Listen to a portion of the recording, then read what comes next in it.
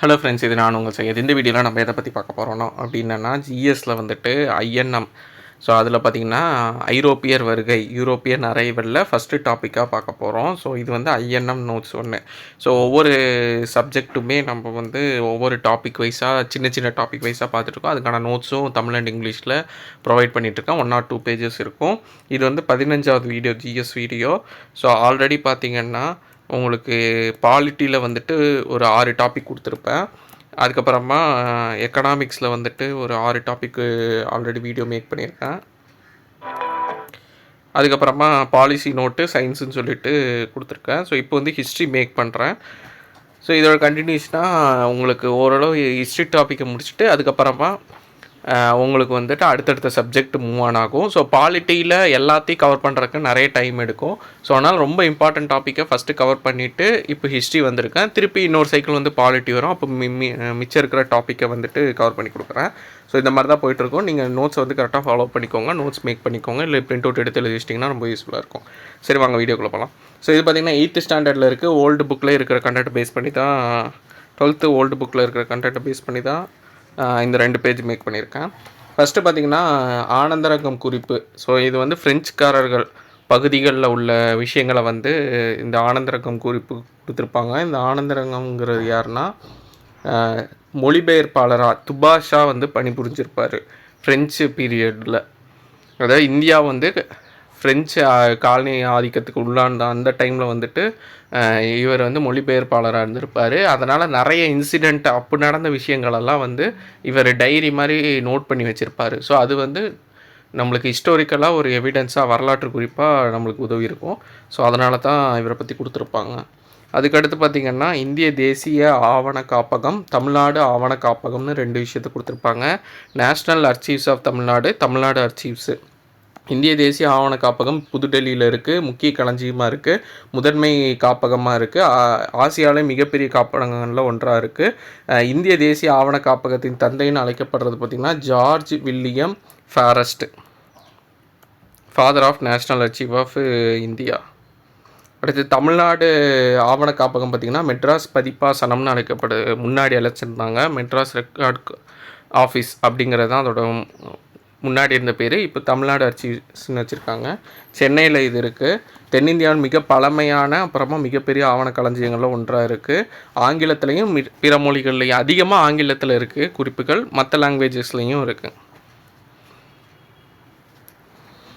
அடுத்து 1942 வந்து டச்சு பதிவு தொகுப்பு இருக்குது. அடுத்து கொச்சின் டு கோரமண்டல கடற்கரை தொடர்பான செய்திகள் வந்து 57 to 85 வரைக்கும் இருக்குது. அடுத்து வந்து டாட்வெல் சென்னை நாட்குறிப்பு பதிவுகள்னு சொல்லிட்டு 1917 வெளியிட்டிருப்பாங்க. இது பொறுத்துகளை கேட்கலாம், எந்தெந்த கோட்டை எங்கே இருக்குன்னு. ஃப்ரான்சிஸ் ஆலயம் கொச்சின், லூயிஸ் கோட்டை பாண்டிச்சேரி, ஜார்ஜ் கோட்டை சென்னை, டேவிட் கோட்டை கடலூர் 1960 இது பண்ணியிருப்பாங்க, கட்டியிருப்பாங்க. அடுத்து இந்தியா கேட்டு, நாடாளுமன்ற மாளிகை, ஜனாதிபதி மாளிகை இதெல்லாம் புதுடெல்லியில் இருக்குது. தேசிய அருங்காட்சியகம் டெல்லியில் இருக்குது, அது பெரியதாக இருக்கும். இது அருங்காட்சியகம் அமைச்சது 1949. அதுக்கப்புறமா Reserve Bank of India start பண்ணது 35. நவீன இந்தியாவோட முதல் நாணயம் வெளியிட்டது 1862, மாடர்ன் இந்தியாவில் வெளியிட்டது. இதே ஜனவரி 1938 தான் ஃபஸ்ட்டு டைம் முதல் காகித நாணயம் வெளியிடுறாங்க. அதில் வந்து கிங் ஜார்ஜ் 6ஆம் ஜார்ஜ் மன்னரோட உருவம் பொறிக்கப்பட்ட 5 ரூபாய் நோட்டை வெளியிடுறாங்க. ஸோ இதெல்லாம் பேசிக் டீட்டெயில்ஸ், இது பார்த்துக்கோங்க.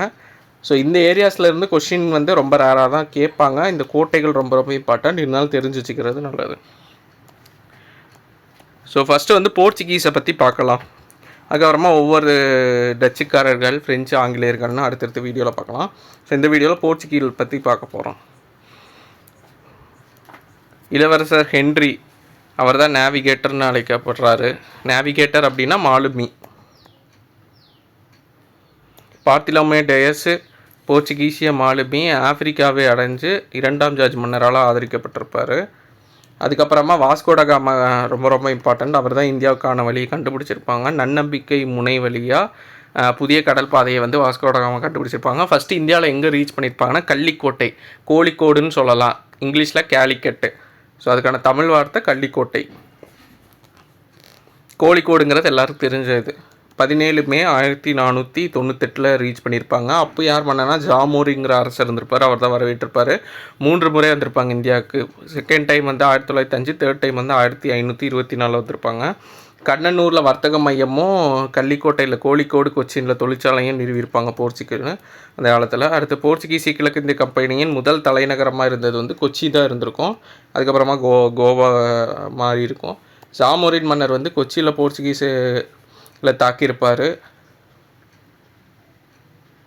ஆனால் தோற்கடிக்கப்பட்டிருப்பார். இரண்டாவது போர்ச்சுகீசிய மாலுமி பார்த்திங்கன்னா பெட்ரோ அல்வாரிஸ் கஃப்ரா, அவர் தான் வந்திருப்பார் 1500களில். அடுத்து ஃப்ரான்சிஸ்கோ டி அல்மெய்டா,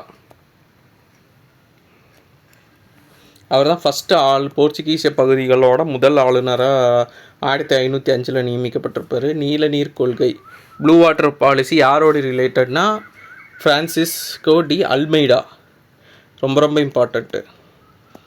அப்புறமா எகிப்து, துருக்கி, குஜராத் கூட்டணி வச்சு இவங்களை எதிர்த்திருப்பாங்க.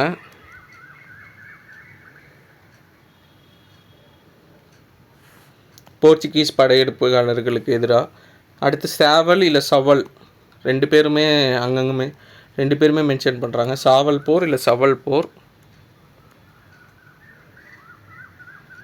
சவுல் பேட்டில். இந்த போரில் வந்துட்டு போர்ச்சுகீஸ் தோற்கடிக்கப்பட்டிருக்கும். அல்மெய்டாவோட மகன் வந்து கொல்லப்பட்டிருப்பார். அதுக்கப்புறமா ரெண்டாவது அல்மெய்டா இன்னொரு இடத்துல டையூவில் வந்துட்டு நேவல் கடற்படையை வச்சு போர் பண்ணி ஜெயிச்சிருப்பாங்க அந்த கூட்டணியை, முஸ்லீம் கூட்டணியை. எகிப்து, துருக்கி, அப்புறமா குஜராத் இவங்களோட கூட்டணியை தோற்கடிச்சிருப்பாங்க. அடுத்து அல்ஃபோன்சா டி அல்புக்கர்க், இந்தியா போர்ச்சுகீஸ் அதிகாரத்தில் உண்மையாகவே நிறுவியிருப்பார். ஸோ இது வந்து ஸ்டார்டிங் டைமு, ஆனால் இவர் தான் வந்து கரெக்டாக எஸ்டாப்ளிஷ் பண்ணியிருப்பார். நிறைய பகுதிகளை வந்து கைப்பற்றியிருப்பாங்க. கோவாவை கைப்பற்றியது 1510. அடுத்து பாரசீகத்தில் இருக்க ஆர்ப்ஸ் துறைமுகத்தை 1915 இது பண்ணியிருப்பாங்க. இந்தியாவோட போர்ச்சுகீஸ் குடியேற்றத்தோட தலைநகரமாக கேபிட்டலாக வந்து கோவாவை மாற்றிருப்பாங்க. அடுத்து மலாக்கா இலங்கையை கைப்பற்றியிருப்பாங்க. கள்ளிக்கோட்டை, கோழிக்கோட்டில் வந்து ஒரு கோட்டை கட்டியிருப்பாங்க. இவர் வந்து இந்திய பெண்களோடான போர்ச்சுகீசியர்களின் திருமணங்களை வந்து ஊக்குவிச்சிருப்பார். விஜயநகர பேரரசோடு நட்பு கொண்டிருப்பார் அல்புக்கர்க் அவர். அடுத்து டினோடி குன்ஹா, இவர் பார்த்திங்கன்னா கொச்சியிலேருந்து கோவாவிற்கு தலைநகரம் மாட்டியிருப்பார் 1530.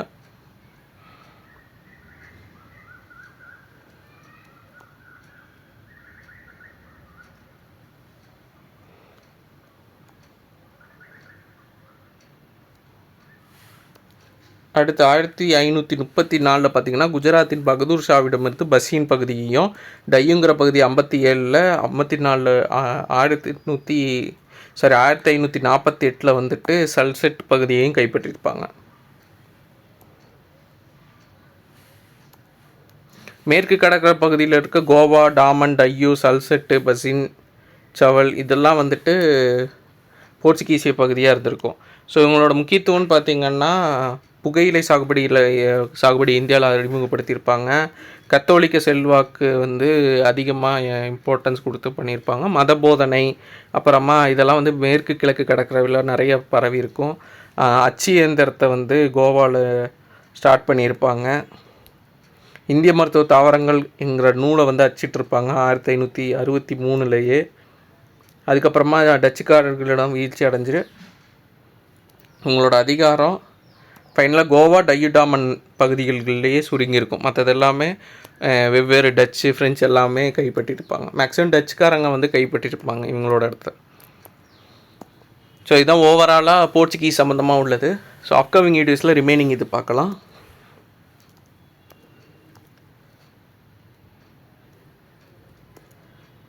ஸோ நான் கொடுக்குற நோட்ஸ் அப்படியே ஃபாலோ பண்ணிக்கோங்க. ஒவ்வொரு சப்ஜெக்ட்லேயும் இம்பார்ட்டன்ட் டாபிக்ஸாக கவர் பண்ணி கொண்டு போயிட்டுருக்கேன். ஸோ அதை கரெக்டாக ஃபாலோ பண்ணிட்டீங்கன்னா உங்களுக்கு மேக்ஸிமம் கவர் ஆயிரும். ஸோ இது இப்படிலாம் பேஸ் பண்ணி சமச்சீர் புக்கு, அப்புறமா எக்ஸ்ட்ரா சோர்ஸ்லாம் ரெடி பண்ணி தான் நான் கொடுத்துக்கிட்டு இருக்கேன். ஸோ ஹிஸ்ட்ரி பொறுத்தளவுக்கும் உங்களுக்கு சமச்சீர் புக்லேயே மேக்ஸிமம் கண்டென்ட் கவர் ஆயிரும். நியூ புக்கு, ஓல்டு புக்கு ரெண்டும் மெர்ஜ் பண்ணி படித்தாலே ப்ராப்பராக இருக்கும். ஏதோ ஒரு சில டாபிக் மட்டும் வெளியே அவுட் சோர்ஸ் போகிற மாதிரி இருக்கும், அதுவும் நான் ரெடி பண்ணி கொடுக்குறேன். அப்கமிங் வீடியோஸில் பார்க்கலாம். தேங்க்யூ.